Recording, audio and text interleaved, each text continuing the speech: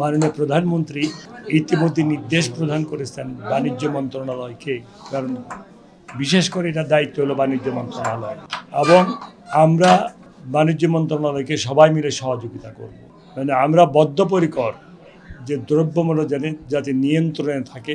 যে সবচেয়ে সুস্বাদু হালিম, রাঁধুনি হালিম। হালিম হোক রাঁধুনি হালিম। সাধারণ মানুষ যেন কোনো কষ্টে না পড়ে, সেই জন্যে আমাদের তারেক রহমান সাহেব মাননীয় প্রধানমন্ত্রী উনি খুব সচেতন। আমার বিশ্বাস দ্রব্যমূল্য নিয়ন্ত্রণের বাইরে যাবে না আল্লাহর রহমতে। ধর্মীয় প্রতিষ্ঠানগুলোর নিরাপত্তা বিধানে কোনো বিশেষ পদক্ষেপ নেওয়া হবে কিনা? তাদের নিরাপত্তা বিধান করা আমাদের দায়িত্ব, আমাদের কর্তব্য।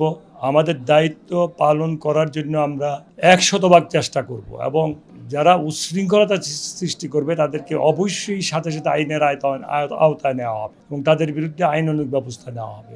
আল্লাহ পাক যে আমাদেরকে দায়িত্ব দিয়েছেন, আমাদের মাননীয় প্রধানমন্ত্রীর নেতৃত্বে আমরা এই ব্যাপারে কাজ করে যাব, যাতে করে আমাদের দেশের মানুষ সকল সুযোগ সুবিধা ভোগ করতে পারে এবং তারা যেন আল্লাহর রহমতে এটা বলে যে অতীতের চেয়ে বর্তমানে আমরা অনেক ভালো সুযোগ সুবিধা পাচ্ছি।